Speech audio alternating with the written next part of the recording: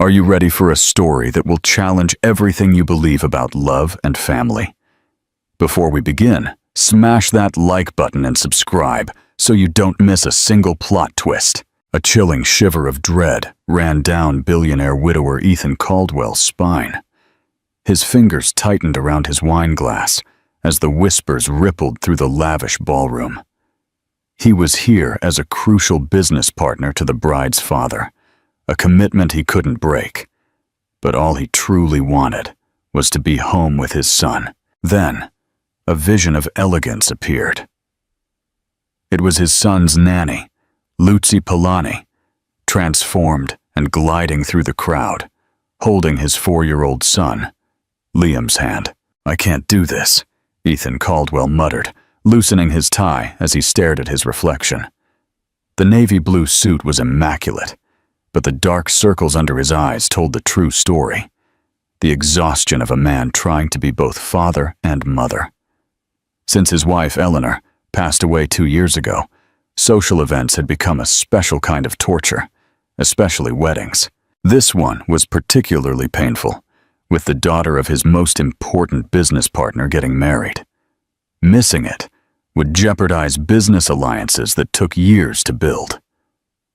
A burst of childish laughter from the hallway broke his somber thoughts.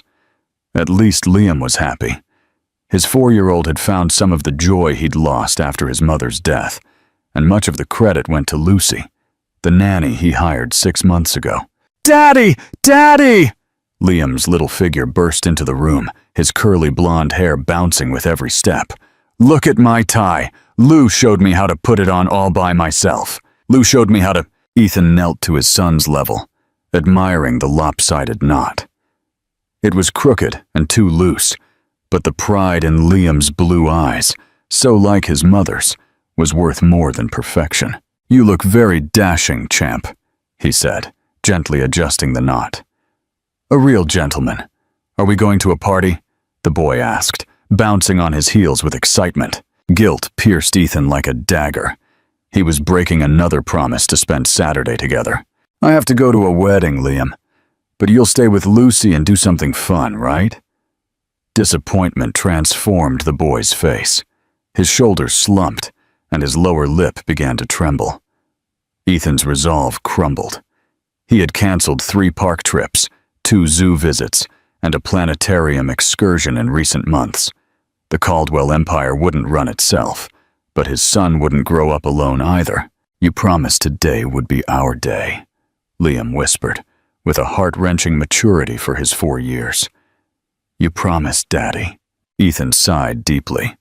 He couldn't miss the wedding, not with the merger negotiation that would double the value of his companies, but he also couldn't keep failing his son. "I know, champ, and I'm so sorry." A soft cough from the doorway interrupted the moment. Lucy was there, in her usual nanny uniform, comfortable trousers and a simple blouse. Her dark hair was pulled back in a practical ponytail, and she wore no makeup. Yet, Ethan had always noticed her beauty, with those amber eyes that seemed to read his thoughts. "Mr. Caldwell, may I speak with you for a moment?" she asked, with that subtle, soft accent. "Of course," he replied, ruffling Liam's hair. "Go find your new shoes, champ." When the boy ran off, Lucy entered the room, maintaining the professional distance she always meticulously respected.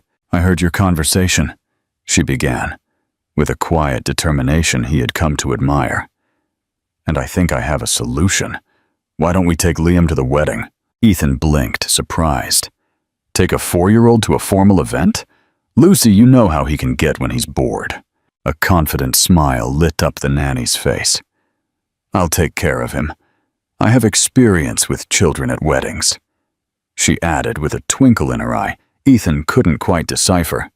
"Besides, the invitation says Ethan Caldwell and guest, doesn't it?" "Yes, but then there's no problem. Liam will be happy to go with his father, and I will make sure he behaves. When he gets tired, I'll bring him home." The proposal made sense, but Ethan was hesitant. While Lucy had proven to be exceptionally capable, a high society wedding was different from a day at the park. "Are you sure?" These events can be complicated. Lucy held his gaze with a mix of resolve and something more. Something that made an unexpected warmth spread through Ethan's chest. Trust me, Mr. Caldwell. Liam needs time with his father, and you need to fulfill your social obligations. We can make it work. The sincerity in her voice broke down his last reservations. All right, he conceded. Get Liam ready. We leave in an hour. As Lucy left with a satisfied smile, Ethan stared at the closed door. There was something about this woman that challenged all his defenses, that made him trust her, even though trust was a luxury he hadn't allowed himself since Eleanor's death. Perhaps it was the way Liam adored her, or maybe the calm she radiated, even in the most chaotic moments. Or maybe, he admitted to himself, it was the way she looked at him when she thought he wasn't looking. Time flew by with last-minute calls and contract reviews. When Ethan finally checked his watch, it was time to leave. He walked out of his office, adjusting the platinum cufflinks that Eleanor had given him for his last birthday. "Liam! Lucy!" he called, heading to the foyer. "It's time to—" The words died in his throat. Standing before him, holding his perfectly groomed son's hand, was a woman he barely recognized. Lucy had completely transformed her appearance. A sophisticated champagne-colored dress hugged her figure with elegant simplicity. Her hair, usually pulled back, fell in soft waves, framing a face that, with subtle makeup, revealed features worthy of a fashion magazine. She was not the practical, simple Nanny he knew. She was a stunning woman who looked at him with a mix of shyness and defiance. "Lucy," he stammered. Unable to hide his astonishment, she blushed slightly, but held her composure. "I hope you don't mind, Mr. Caldwell. I thought it would be more appropriate for the occasion." "You look like a princess, Lou," Liam chimed in with childish admiration. "Don't you think so, Daddy?" Ethan nodded, still dazed. "You look different." A shadow of doubt crossed Lucy's face. "If you prefer, I can change." "No," he hastened to reply. "You're perfect. It's just, I wasn't expecting that a nanny could look so beautiful." She finished with a smile that mixed humor and a hint of challenge. "That you could look even more beautiful," Ethan thought. But the words stayed trapped in his mind. "We should go," he said instead, checking his watch to hide his sudden nervousness. The limousine ride was filled with Liam's enthusiastic questions about the wedding and Lucy's patient answers. Ethan, meanwhile, struggled to keep his eyes off her, trying to ignore the subtle scent of vanilla and jasmine he had never noticed beneath the usual smell of cookies and baby soap. When had he started to notice these details? And why now, after 2 years immersed in grief and responsibility, was he thinking about how beautiful Lucy's profile looked against the car window? The elegant church appeared before them, surrounded by luxury cars and photographers. Ethan felt the familiar tension in his shoulders. He hated being the center of attention, especially since the tabloids had dubbed him America's most eligible widower after Eleanor's death. "Liam, remember what we practiced," Lucy said softly, adjusting the boy's tie. "You're a gentleman at an important party." "Yes, Lou." The boy nodded seriously. "I'm going to be very good, so Daddy is proud." Ethan felt a pang of emotion. Sometimes he forgot how much Liam craved his approval, how desperately he sought to make him smile, since Eleanor was no longer there to balance his natural seriousness with her easy laugh. "I'm always proud of you, champ," he murmured, leaning down to kiss his son's forehead. When the car stopped, the chauffeur opened the door. Ethan stepped out first, taking a deep breath to prepare for the stares and comments. Then he helped Liam down, who was looking at the magnificence of the place with wide eyes. Finally, he extended his hand to Lucy. She hesitated for a moment before accepting it, and when their fingers met, Ethan felt a jolt of electricity run up his arm. Lucy emerged from the vehicle with a natural grace that reminded him of the models his company occasionally worked with. Several heads turned, and Ethan could hear the barely disguised whispers. "Caldwell's with a woman. Who is she? Looks like his morning is finally over." He felt Lucy tense slightly beside him, clearly uncomfortable with the attention. "Ignore them," he murmured, surprising himself with the protective instinct that surged. "They're vultures hungry for gossip." "I don't care about them," she replied in a low voice. "I'm just worried that Liam will feel overwhelmed." This answer, so focused on his son's well-being and not on social appearances, made something shift inside Ethan. How many women had approached him in these 2 years, feigning interest in Liam, when they really wanted his fortune or his name? The receptionist at the entrance checked her list as they approached. "Mr. Caldwell, table 16, main section," she indicated with a professional smile, then looked tenderly at Liam. "Your son is so handsome, ma'am. He looks a lot like his father." Ethan opened his mouth to correct the mistake, but he felt Lucienne gently rest her hand on his arm. "Thank you very much," she replied with a serene smile, offering no clarification. As they walked into the elegant ballroom, Ethan leaned toward her. "Why didn't you correct her?" Lucy shrugged with a mix of pragmatism and mischief. "Sometimes it's easier to go with the flow," she added with a twinkle in her eye Ethan hadn't seen before. "Besides, it would be hard to explain who I am exactly today. Wouldn't you agree?" She was right. How to introduce her? As the nanny who had decided to transform herself into a sophisticated companion so he could fulfill both his social obligations and his son's need for a day out? The situation was, to say the least, unconventional. They found their table, strategically located near the couple, a reflection of Ethan's importance in the bride's father's business. Liam behaved admirably, observing everything with curiosity, but staying close to Lucy, who had discreetly brought some small toys in her elegant bag to keep him entertained. While Ethan greeted some acquaintances, he couldn't help but glance at Lucy and his son. They formed such a natural, harmonious picture that several guests automatically assumed they were a family. And for some reason he didn't want to overanalyze. He didn't feel inclined to contradict them. The ceremony was about to begin when the bride's father, Mr. Rodriguez, approached to greet him. "Ethan, I was afraid you wouldn't come," the burly man exclaimed, patting him on the shoulder. "Contracts can wait, but my Mercedes would never forgive me if her favorite godfather missed her wedding." "I wouldn't miss it for anything," Ethan replied with a genuine smile. He sincerely appreciated the young bride, whom he had watched grow up. "Congratulations, Arthur. You've organized a splendid wedding." Arthur's eyes drifted to Lucy and Liam, who was now silently drawing in a small notebook. "I see you haven't come alone," he observed with barely disguised curiosity. "I didn't know you were seeing someone." Ethan felt an inexplicable reluctance to clarify the situation. Before he could respond, the music announced the imminent start of the ceremony. "I'll introduce you after the ceremony," he simply said, grateful for the timely interruption. The guests began to take their seats.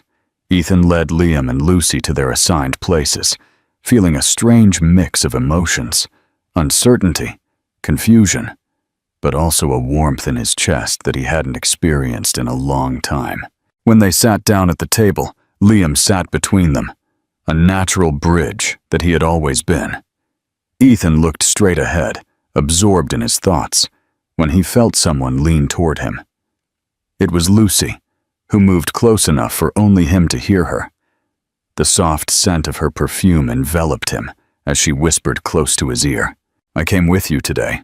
3 simple words, but loaded with a meaning that went beyond the obvious. It wasn't just a clarification of her role at the event. It was a statement, a promise, maybe even a revelation. Ethan turned his face, meeting those amber eyes just inches from his own. For the first time in 2 years, he felt the world around him stop, the weight on his shoulders lighten. And for the first time since Eleanor's death, Ethan Caldwell allowed himself to contemplate the possibility that maybe, just maybe, the future could hold something more than obligations, responsibilities, and memories. Those 3 words hung between them as the wedding music filled the church. Ethan tried to focus on the ceremony, on the radiant bride walking down the aisle, on the business he needed to discuss with important guests. But his mind kept returning, again and again, to Lucy's whisper. "I came with you today, not as an employee, not as the nanny, but as your companion, as someone who had chosen to be by your side." Liam, sitting between them, watched everything with childish fascination, occasionally whispering questions that Lucy answered with patient sweetness. Ethan couldn't help but notice how she kept a protective hand on his son's shoulder, how she anticipated his needs even before the boy expressed them. It was a skill he had admired since he hired her, but now, in this different context, it took on a new meaning. The ceremony proceeded with the elegance and pomp that characterized high society weddings. Ethan found himself several times glancing at Lucy, studying her profile as she watched the exchange of vows with a dreamy expression. What was she thinking? Was she imagining her own wedding someday? Did she have someone waiting for her when her workdays ended at the Caldwell mansion? The idea caused a pang of discomfort that surprised him. He had no right to feel, what, jealous? It was absurd. Lucy was an exemplary employee, nothing more. Or at least, that's what she had been until this afternoon, when she decided to become something undefinable that made his heart beat in a way he thought he had forgotten. Applause erupted when the newlyweds sealed their union with a kiss. Liam, excited by the commotion, clapped enthusiastically, drawing fond smiles from nearby guests. Ethan joined the applause mechanically, too aware of Lucy's presence beside him. When the ceremony ended and the guests began moving to the reception hall, Liam gently tugged on his father's sleeve. "Daddy, can we have some of that red juice?" he asked, pointing to the champagne glasses offered by waiters on silver trays.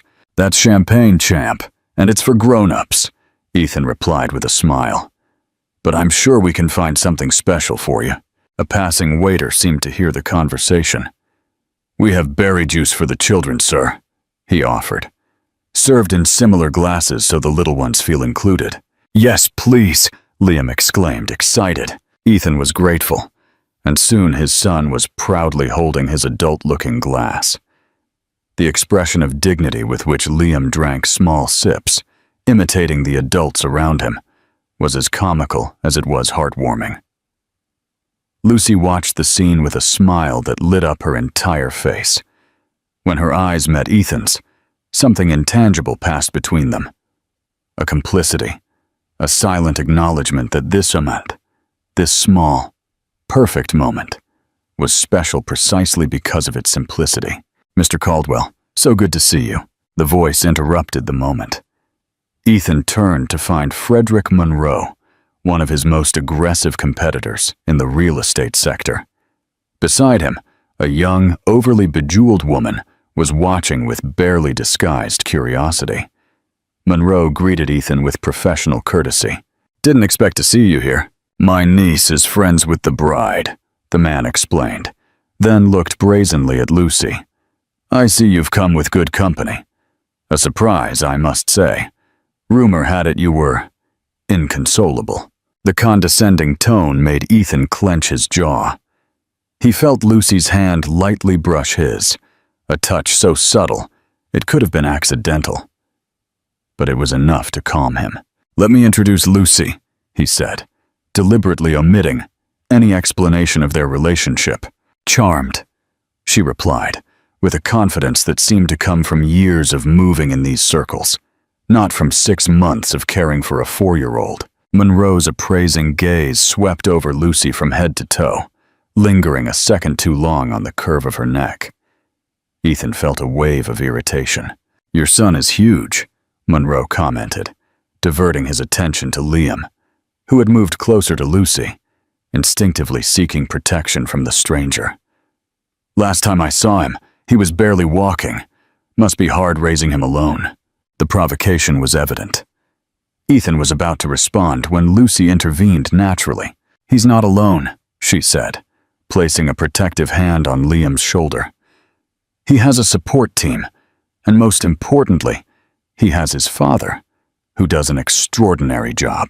The firmness in her voice, combined with the sweetness with which she addressed Liam afterward, left Monroe momentarily speechless. "Let's go find more of that yummy juice, Liam," she suggested, and with a polite smile to the adults, she walked away with the boy. "Interesting woman," Monroe commented when they were alone. "Doesn't seem like your usual type. Too real." "Not everything in life is about appearances, Monroe," Ethan replied, his irritation growing. "If you'll excuse me, I should join them." As he walked away, he overheard Monroe's comment to his companion. Who would have thought? The inconsolable widower replaced by the nanny. Ethan stopped dead in his tracks. How did Monroe know Lucy was the nanny? He felt a mix of shame and fury, not for himself, but for Lucy. She didn't deserve to be reduced to cruel gossip. He found her by the dessert table, helping Liam choose from the impressive variety. The scene was so ordinary, so familiar, that it contrasted sharply with the ostentatious luxury surrounding them. Yet Lucy moved with a natural grace that made her seem perfectly in place. "Everything okay?" she asked as he approached, her expression tense. "Monroe knows you're Liam's nanny," he replied in a low voice. "I'm sorry. I shouldn't have exposed you to this." To his surprise, Lucy let out a soft laugh. "And that worries you?" she asked, genuinely amused. "Mr. Caldwell, I've cared for children in 3 different countries. I've cleaned scraped knees, dried tears, and sung lullabies at all hours of the night. Being a nanny is not something I'm ashamed of." Her response left him speechless. It wasn't just what she said, but the dignity with which she said it. Without pretense, without false modesty. "It's not shame," he clarified, feeling the need to explain himself. "It's that I don't want you to be disrespected because of me." Lucy's eyes softened. "Ethan," she said, using his first name for the first time. "If I've learned one thing working with privileged families, it's that respect has nothing to do with money or social position. It has to do with how you treat others, and you have always treated me with respect." There was a sincerity in her words that dissipated the tension he felt. Ethan nodded, grateful for her understanding. "Look, Daddy," Liam interrupted, holding up a small cake. "This one has your name on it." Ethan looked at the dessert his son was showing him, confused. Indeed, a small card next to the cake said Ethan. "They're party favors for the guests," Lucy explained, smiling at his confusion. "Each one has a guest's name on it. Liam has been looking for yours for 10 minutes. The pride on his son's face as he handed him the small gift made something melt in Ethan's heart. It wasn't the cake itself, but the fact that Liam had wanted to make this small gesture, to find something special for him. "Thank you, champ," he said, bending down to hug him. "It's the best gift I've received in a long time." The dinner began shortly after.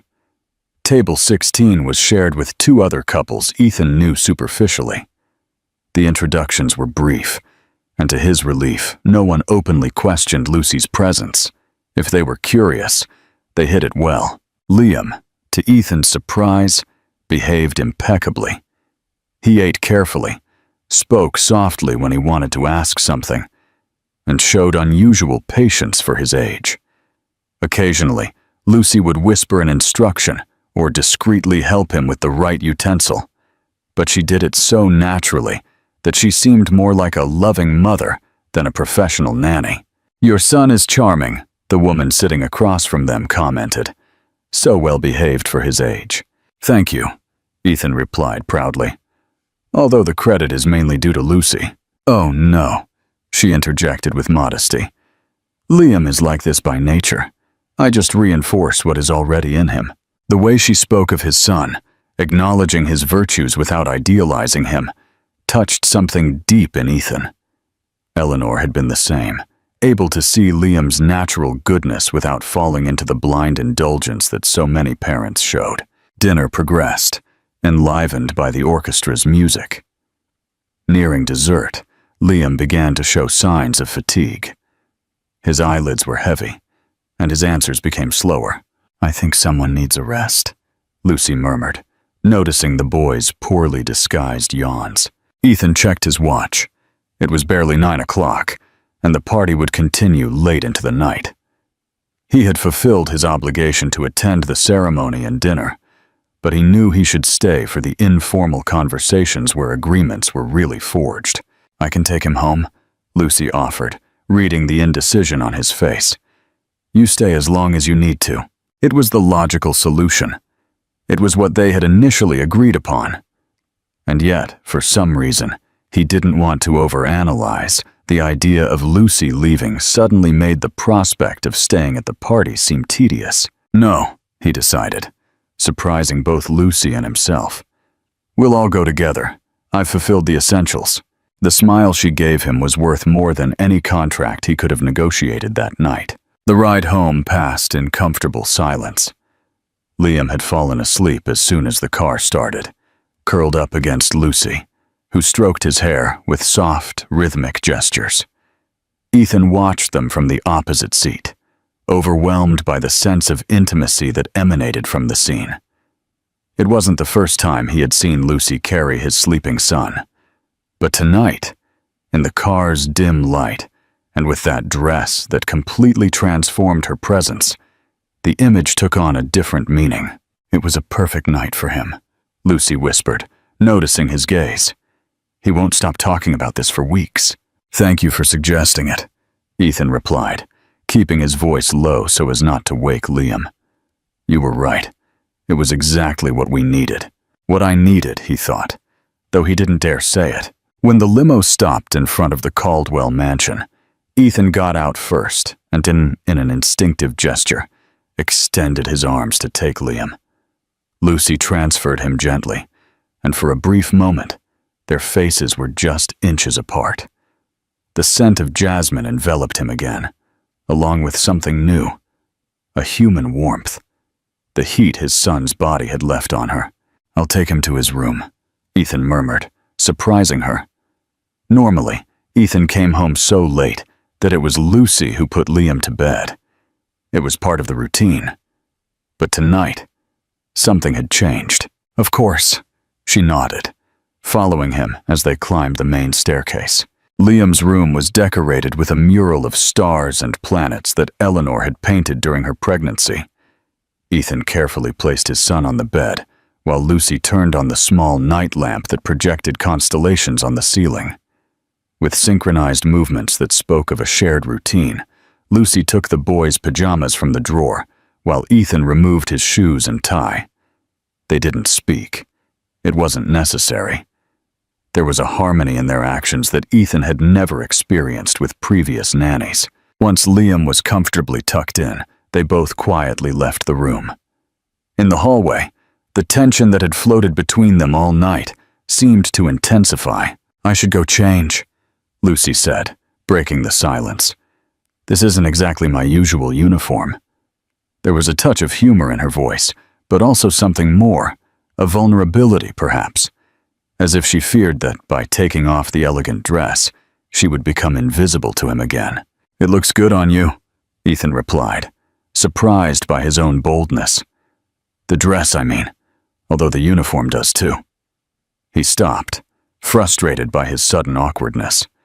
He, who negotiated multi-million-dollar contracts without batting an eye, who led board meetings with relentless authority, was stammering like a teenager in front of his son's nanny. Lucy smiled, and her smile lit up the dimly lit hallway. "Thank you," she said simply. "It means a lot coming from you."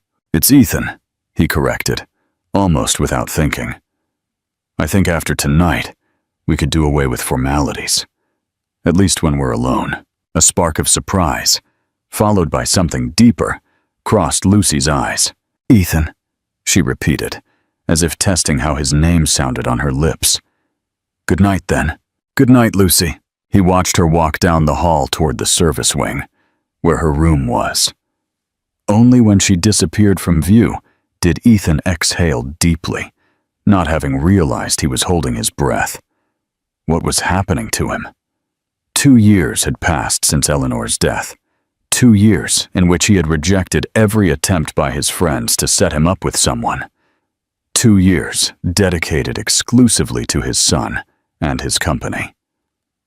And now, all of a sudden, he couldn't stop thinking about the woman who cared for his son, the woman who had transformed a potentially disastrous night into something special. He went to his office instead of his room. He needed to think, to clear his mind. He poured a whiskey and sank into the leather armchair, the only concession to luxury in that austere, functional space. From the desk, a photograph of Eleanor looked at him with that smile that had always been able to light up his darkest days. What would she think of all this? Would she feel betrayed by these confusing feelings that were beginning to awaken in him? Or, knowing her generosity, would she approve that he was finally opening his heart again? "I miss you," he murmured to the photograph. "Every day." And it was true. The pain of her loss was still there, a constant presence in his life. But tonight, for the first time, he felt that this pain could coexist with something more. As if there was room in his heart for both the memory of Eleanor and for what exactly? His thoughts were interrupted by a soft knock on the door. When he said, "Come in," he expected to see his butler, Ramirez, with some last-minute question. Instead, it was Lucy who poked her head in. She had changed the elegant dress for simple pants and a loose sweater. Her hair was pulled back in a casual ponytail, and her face was clean of makeup. And yet, Ethan felt the same impact seeing her as when she had appeared transformed hours earlier. "I'm sorry to interrupt," she said. "I just wanted to let you know Liam woke up briefly and asked for you. I told him you'd come say goodnight." "Of course," Ethan replied, standing up. "I'll be right there." But he didn't move. Something in Lucy's expression kept him anchored in place. "Is something else wrong?" he asked. Lucy hesitated for a moment, as if debating internally. Then, with a determination that revealed her character, she entered the office and closed the door behind her. "I wanted to apologize," she began. "For the confusion at the wedding, I shouldn't have let them think I was my partner," Ethan completed as she trailed off. Lucy felt a slight blush tint her cheeks. "It was presumptuous of me, and probably uncomfortable for you." "For you," she corrected herself, remembering his request from minutes earlier. Ethan took a step toward her, reducing the distance between them. "It wasn't uncomfortable," he said sincerely. "In fact, I think it was the first time in 2 years that I enjoyed a social event." "Really?" The hope in her voice was palpable, almost tangible in the air between them. "Lucy," Ethan began, choosing his words carefully. "What you did today goes beyond your responsibilities as a nanny. You transformed what would have been a tedious obligation into a special night. Not just for Liam, but for me, too." She smiled, but her smile held a shadow of sadness. "I was just doing my job," she replied. "Liam deserved to be with his father." "No," Ethan insisted. "What you did today was not in any contract. No one asked you to dress elegantly, to handle complex social situations, to protect Liam from prying eyes, to defend me against Monroe." He stopped, realizing he was revealing how much he had noticed, how much he had cared about every little gesture she had made during the night. "I did it because I wanted to," Lucy responded with simplicity. "Because Liam is a wonderful boy who deserves every opportunity to be happy." "And why? What about me?" he interrupted, as if he had been about to cross an invisible line. "What about you?" Ethan encouraged, taking another step toward her. Lucy looked up, meeting his eyes with a mix of fear and courage. "Because you deserve more than sitting alone at a table, fulfilling obligations, and pretending you don't miss your family." The precision with which she had described his existence for the past 2 years left him speechless. It was exactly how he had felt, playing the part of the successful businessman, the responsible father, while inside, loneliness consumed him. "I don't want to replace Eleanor," Lucy continued, surprising him with her frankness. "No one could, and least of all me. She was extraordinary. I know that from how Liam talks about her, from the photographs, from how you remember her. I just wanted to lighten the weight you carry a little." Ethan felt something break inside him. Not from pain, but from relief. As if a wall he had carefully built for 2 years was beginning to crumble. "You succeeded," he replied, his voice hoarse with contained emotion. "Tonight, for the first time since Eleanor died, I didn't feel alone." Lucy held her breath. They were so close now that Ethan could distinguish the golden flecks in her amber eyes, the slight tremble in her lips. "I don't know how to handle this," he confessed. "It wasn't in my plans to feel what I'm feeling." "And what are you feeling?" she asked in a whisper, with a bravery that contrasted with the vulnerability in her eyes. Before Ethan could answer, a distant sob broke the moment. They both immediately recognized Liam's crying. "He must have had a nightmare," Lucy said, taking a step back. "He usually has them after very stimulating days." "I'll go to him," Ethan replied, though he didn't move. For a moment, they both stood still, caught in the gravity of what they had been about to confess. Then, with a natural synchronicity, they walked toward the door together. "Ethan," Lucy said just before they left the office, "this conversation isn't over," she completed with a small smile. "I know." And with those words, they both headed toward Liam's room, toward the boy who, without knowing it, had become the bridge that connected their lonely hearts. Liam was sitting up in his bed, hugging the teddy bear Eleanor had given him before she died. His cheeks were wet with tears, but he calmed visibly when he saw his father and Lucy appear together in his doorway. "Daddy," he sobbed, extending his arms. "I dreamed about Mommy. She was at the wedding, but when I tried to get close, she disappeared." Ethan felt his heart contract. He sat on the edge of the bed and wrapped his son in a protective embrace, while Lucy stayed discreetly in the background, giving them space for that intimate moment. "Dreams sometimes confuse us, champ," Ethan murmured, stroking Liam's tangled hair. "But Mommy never truly disappears. She's right here," he said, pointing to the boy's heart. "And here," he gently touched his head, "in our memories and in our love." "Do you think she would have liked the party?" Liam asked, with that disarming innocence unique to children. Ethan felt a lump in his throat. Before he could find the right words, Lucy stepped forward. "May I?" she asked in a low voice, looking at Ethan. He nodded, grateful for her intervention. Lucy sat on the other side of the bed, forming a small circle with the three of them. "Liam, I never met your mommy," she began softly. "But from everything you've told me about her, from the photographs, and from how your daddy talks about her, I'm sure she would have loved seeing you so handsome in your tie, and she would have been very proud of how well you behaved at the wedding." Her words, so simple yet so sincere, seemed to comfort the boy, who nodded thoughtfully as he wiped his tears with the back of his hand. "Mommy always said I was the most handsome prince," he commented, a small smile appearing through the sadness. "And she was absolutely right," Lucy confirmed, winking at him. Ethan watched the exchange with a mix of gratitude and astonishment.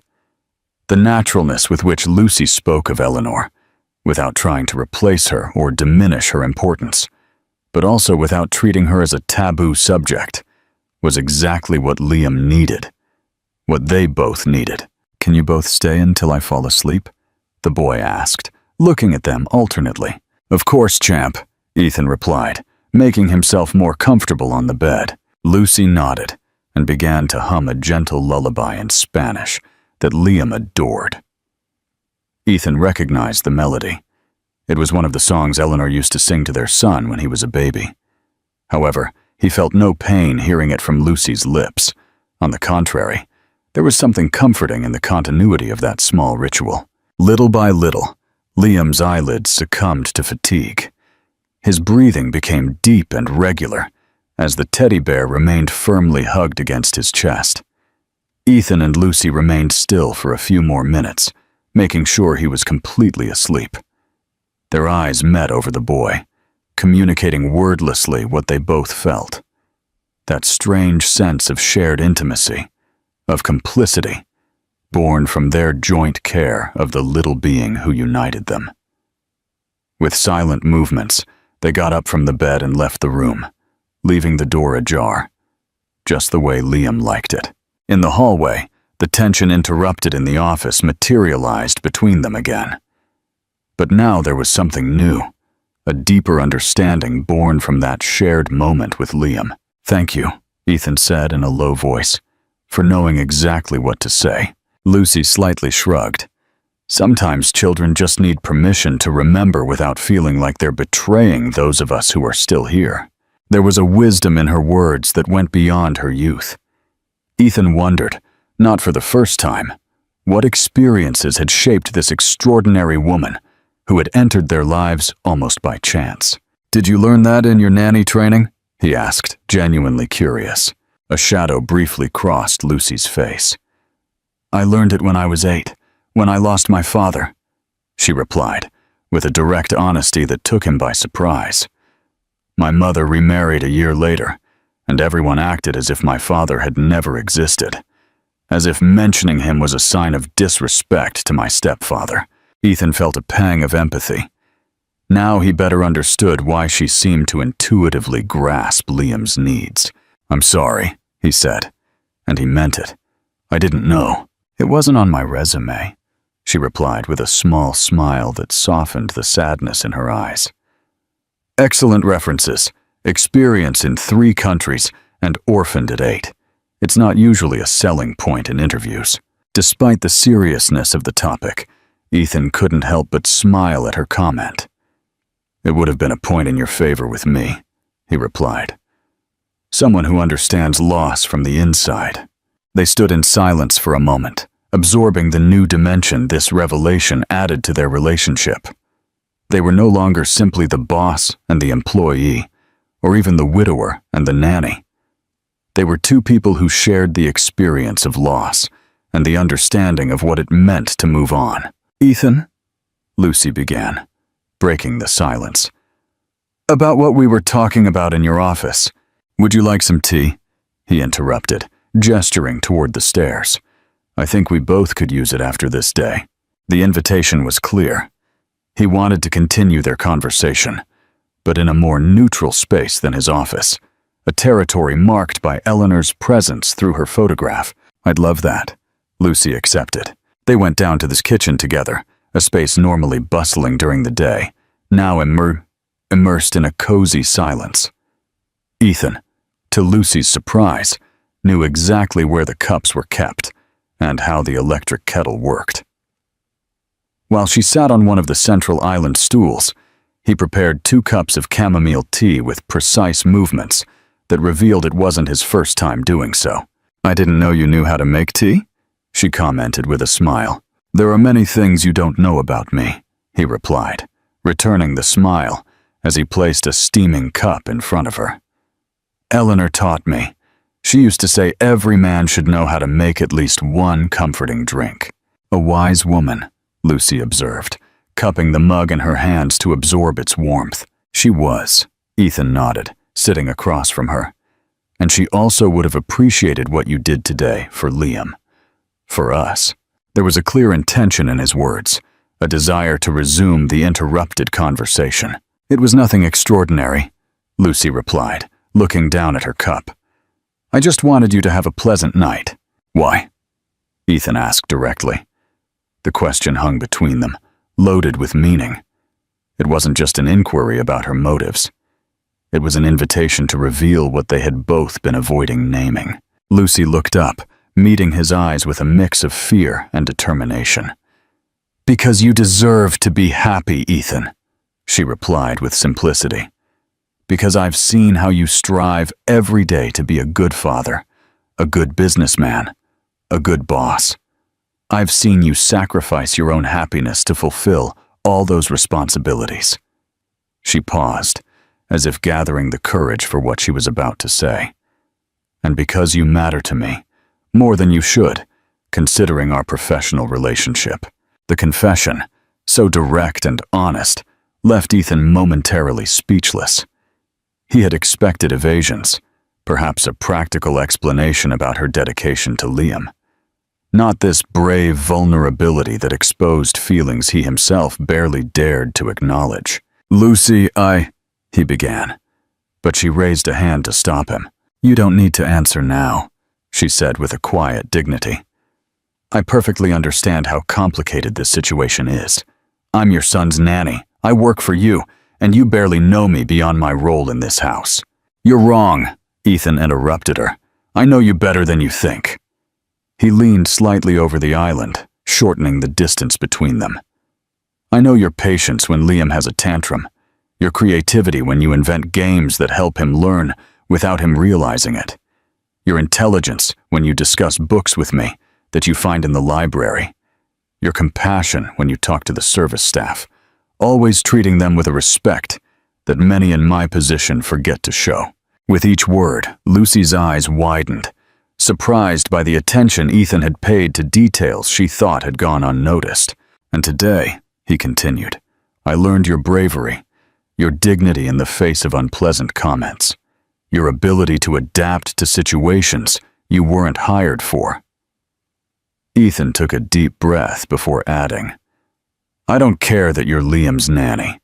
I care about who you are, and who you are, Lucy Polani, is someone who has achieved what no one had in 2 years, making me feel that maybe, just maybe, I could see a future beyond the pain and loneliness." The silence that followed his words was charged with emotion. Lucy blinked several times, holding back tears that threatened to overflow. "Ethan," she whispered finally, "you have to understand that I'm not trying to replace Eleanor. I couldn't, even if I wanted to. I just want a place of your own," he completed, understanding. "Not in the shadow of a memory, but next to me."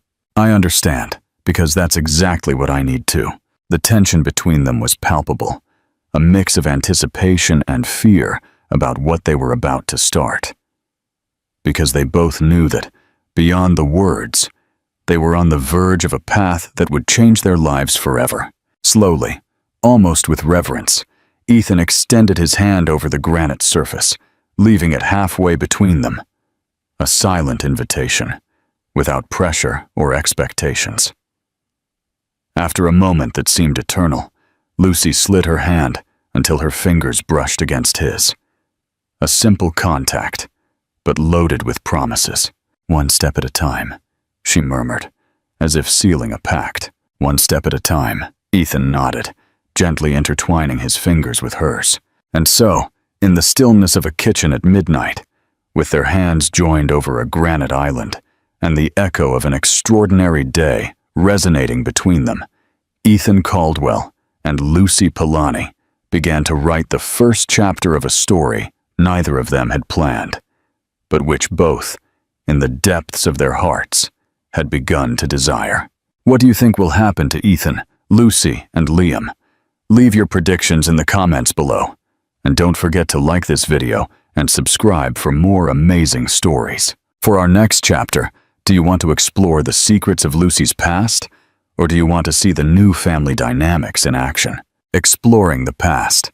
Ethan decides to investigate Lucy's past and confronts her with his findings, revealing secrets about her family and why she became a nanny. Family dynamics. Ethan and Lucy must navigate a new, undefined relationship while dealing with the challenges of raising Liam and the scrutiny of their social circle. Let me know your choice in the comments.